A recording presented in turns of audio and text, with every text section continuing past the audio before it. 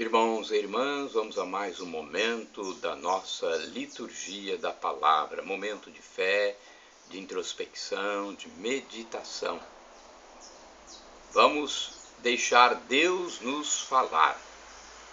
É para você do canal no YouTube, Paulo Roberto Maciel, facebook.com/Paulo Maciel da Rádio, Instagram, Paulo Roberto Maciel 6 / e blog repórterpaulomaciel.blogspot.com. Liturgia de 11 de março de 2022, sexta-feira, primeira semana da Quaresma. A cor dos paramentos litúrgicos é roxa. No rito da celebração temos o ofício do dia. Antífona da entrada. Livrai-me, Senhor, de minhas aflições, vede minha miséria e minha dor. Perdoai todos os meus pecados. Salmo 24, versículos do 17 ao 18. Oração do dia. Concedei, ó Deus, que vossos filhos e filhas se preparem dignamente para a festa da Páscoa, de modo que a mortificação desta Quaresma frutifique em todos nós, por nosso Senhor Jesus Cristo, vosso Filho, na unidade do Espírito Santo. Primeira leitura da profecia de Ezequiel, capítulo 18, versículos do 21 ao 28. Assim fala o Senhor: se o ímpio se arrepender de todos os pecados cometidos e guardar todas as minhas leis, e praticar o direito e a justiça, viverá com certeza e não morrerá. Nenhum dos pecados que cometeu será lembrado contra ele. Viverá por causa da justiça que praticou. Será que eu tenho prazer da morte do ímpio? Oráculo do Senhor. Não desejo antes que mude de conduta e viva. Mas se o justo se desviar de sua justiça e praticar o mal, imitando todas as práticas detestáveis feitas pelo ímpio, poderá fazer isso e viver? Da justiça que ele praticou, nada mais será lembrado. Por causa da infidelidade, do pecado que cometeu, por causa disto, morrerá. Mas vós andais dizendo: a conduta do Senhor não é correta. Ouvi, vós da casa de Israel: é a minha conduta que não é correta, ou antes é a vossa conduta que não é correta? Quando um justo se desvia da justiça, pratica o mal e morre, é por causa do mal praticado que ele morre. Quando um ímpio se arrepende da maldade que praticou e observa o direito e a justiça, conserva a própria vida. Arrependendo-se de todos os seus pecados, com certeza viverá, não morrerá. Palavra do Senhor, graças a Deus. Salmo responsorial é o Salmo 130, versículos do 1º ao 2º, 3º ao 4º, 5º ao 6º, 7º ao 8º, o refrão é o 3º. Se levardes em conta nossas faltas, quem haverá de subsistir? Repitamos: se levardes em conta nossas faltas, quem haverá de subsistir? Das profundezas eu clamo a vós, Senhor, escutai a minha voz. Vossos ouvidos estejam bem atentos ao clamor da minha prece. Se levardes em conta nossas faltas, quem haverá de subsistir? Se levardes em conta nossas faltas, quem haverá de subsistir? Mas em vós, se encontro perdão, eu vos temo e em vós espero. Se levardes em conta nossas faltas, quem haverá de subsistir? No Senhor ponho a minha esperança, espero em sua palavra. A minha alma espera no Senhor mais que o vigia pela aurora. Se levardes em conta nossas faltas, quem haverá de subsistir? Espere Israel pelo Senhor mais que o vigia pela aurora, pois no Senhor se encontra toda graça e copiosa redenção. Ele vem libertar a Israel de toda a sua culpa. Se levardes em conta nossas faltas, quem haverá de subsistir? Repitamos: se levardes em conta nossas faltas, quem haverá de subsistir? Evangelho de Jesus Cristo segundo São Mateus, capítulo 5, versículos do 20 ao 26.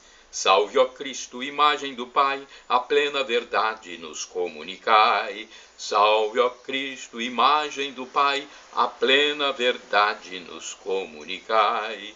Lançai para bem longe toda a vossa iniquidade, criai em vós um novo espírito e um novo coração. Texto do Êxodo, capítulo 18, versículo 31. Salve, ó Cristo, imagem do Pai, a plena verdade nos comunicai. O Senhor esteja convosco, Ele está no meio de nós. Proclamação do Evangelho de Jesus Cristo, segundo São Mateus. Glória a vós, Senhor.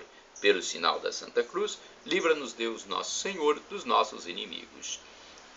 Naquele tempo disse Jesus aos seus discípulos: se a vossa justiça não for maior que a justiça dos mestres da lei e dos fariseus, vós não entrareis no reino dos céus. Vós ouvistes o que foi dito aos antigos: não matarás. Quem matar será condenado pelo tribunal. Eu, porém, vos digo: todo aquele que se encoleriza com seu irmão será réu em juízo. Quem disser ao seu irmão patife será condenado pelo tribunal. Quem chamar o irmão de tolo será condenado ao fogo do inferno. Portanto, quando tu estiveres levando a tua oferta para o altar e ali te lembrares que teu irmão tem alguma coisa contra ti, deixa a tua oferta ali diante do altar e vai primeiro reconciliar-te com teu irmão. Só depois vem apresentar a tua oferta. Procura reconciliar-te com teu adversário enquanto caminha contigo para o tribunal. Senão o adversário te entregará ao juiz, o juiz te entregará ao oficial de justiça e tu serás jogado na prisão. Em verdade eu te digo, dali não sairás enquanto não pagares o último centavo. Palavra da salvação, glória a vós, Senhor. Vamos agora à liturgia comentada de Antônio Carlos Santini, liderança da comunidade católica Nova Aliança. E-mail santini@novaalianca.com.br. Depois vem, é o título do comentário de Santini. Mateus capítulo 5, versículos do 20 ao 26. Sim, depois, não antes, não enquanto alimentas ódio e ressentimento no coração. O rancor contaminaria a oferta que levas até o altar. Procura o teu irmão, reconcilia-te, e depois, só depois, estarás em condições de prestar culto ao Senhor. Aqui estamos diante de algo novo em relação à primeira aliança.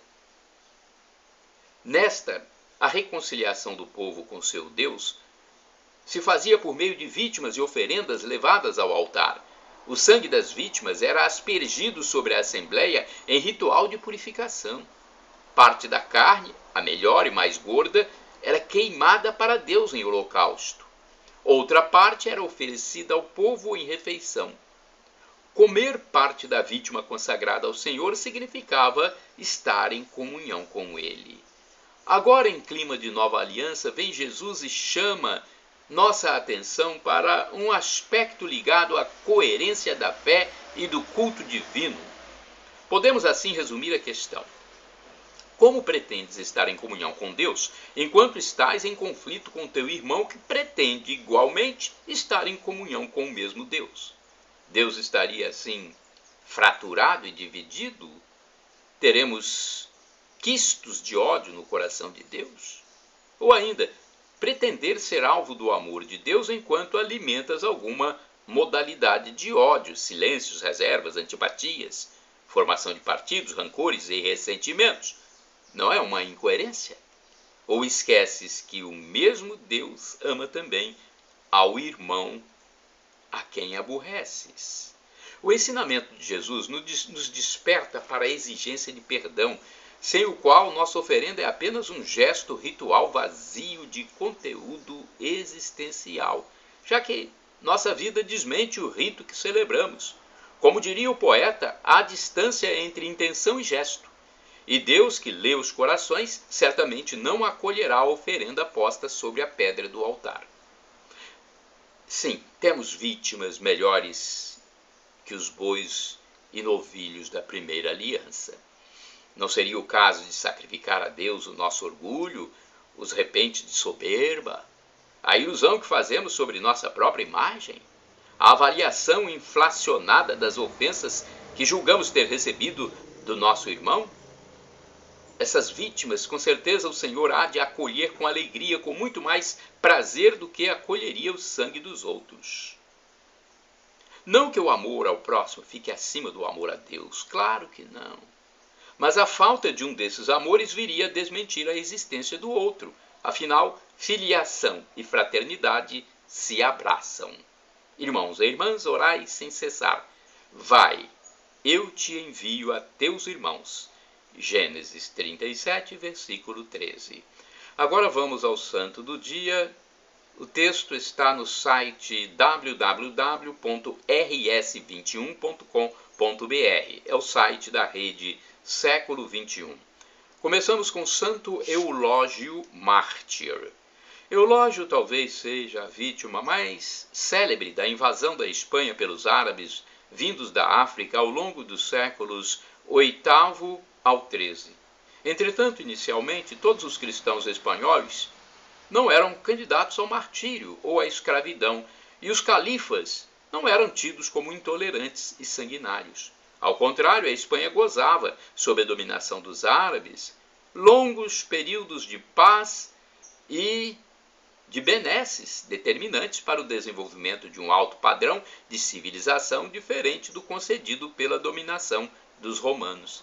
Também na religião eles pareciam tolerantes, não combatiam o cristianismo, mas o mantinham na sombra e abafados, sem força para se difundir, para fazer progressos, para que não entrasse em polêmica com a religião do Estado, ou seja, a muçulmana. Desejavam um cristianismo adormecido. Mas os católicos da Espanha não se submeteram aos desejos dos árabes, e não por provocação aos muçulmanos, mas porque a sua fé, vivida com coerência, não podia se apagar pela renúncia e pelo silêncio. Também Eulógio, nascido em Córdoba, de uma família da nobreza da cidade, foi um desses cristãos íntegros. Ele era sacerdote de Córdoba quando a perseguição aos cristãos começou, e já era famoso pela cultura e atuação social audaciosa, ao mesmo tempo em que trabalhava com humildade junto aos pobres e necessitados.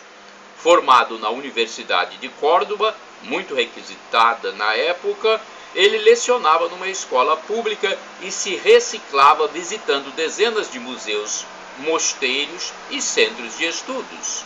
Escrevia muito, como por exemplo os livros Memorial e Apologia, nos quais fez uma contundente análise da religião muçulmana confrontada com a cristã, pregando a verdade que é a liberdade pela fé em Cristo.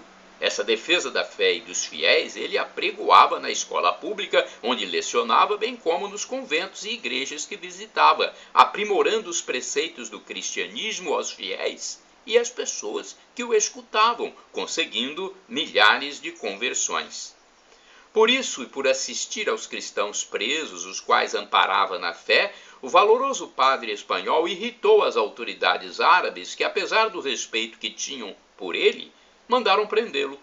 Baseado no que ocorria nos calabouços onde eram jogados os cristãos antes da execução da pena de morte, escreveu A História dos Mártires da Espanha. Uma obra que registrou para a posteridade o martírio de pessoas cujo único crime era manter sua convicção na fé em Cristo. Depois, libertado graças à influência de familiares e autoridades locais, voltou a atuar com a mesma força. Falecido o bispo de Córdoba, Eulógio foi nomeado para o cargo. Passou então a ser considerado líder da resistência aos muçulmanos, e quando conseguiu converter a filha de um influente chefe árabe, a paciência dos islâmicos chegou ao fim. Eulógio foi novamente processado, preso e desta vez condenado à morte. Sua execução se deu no dia 11 de março de 859, data que a igreja manteve para sua festa, já muito antiga para os cristãos espanhóis e os da África do Norte, depois estendida para todos os cristãos pela tradição de sua veneração. Temos também outro santo neste dia 11 de março, São Constantino. Constantino foi rei da Cornualha, região da Inglaterra. Casou-se com a princesa de Bretanha e se tornou o maior evangelizador, convertendo todo o país. Mas antes disso, ele era um pecador, cometeu muitos sacrilégios e até assassinatos. Chegou a se separar de sua mulher só para não ter cobranças na vida pessoal. Foi quando ela faleceu que ele foi tocado pela graça e decidiu transformar sua vida. Primeiro abriu mão do trono em favor de seu filho, depois se converteu, recebendo o batismo.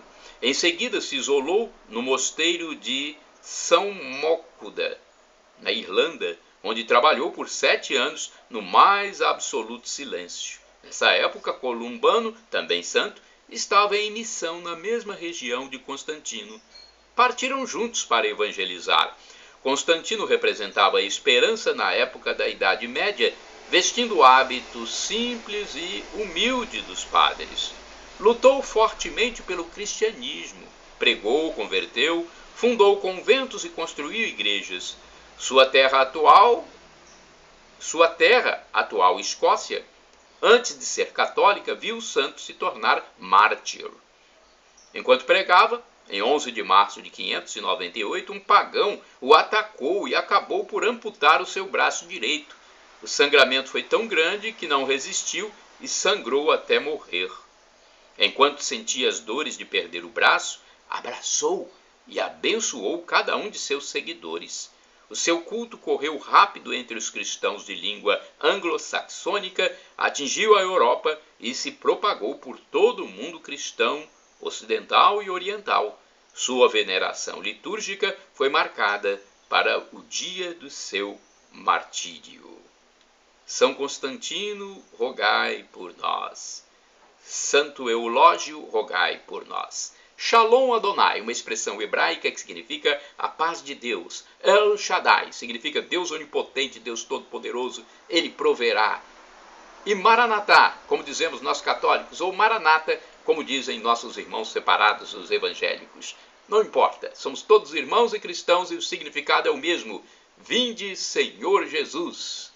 Um dia Ele vai voltar e vai nos julgar. Arrependamos-nos dos nossos pecados para termos a vida eterna.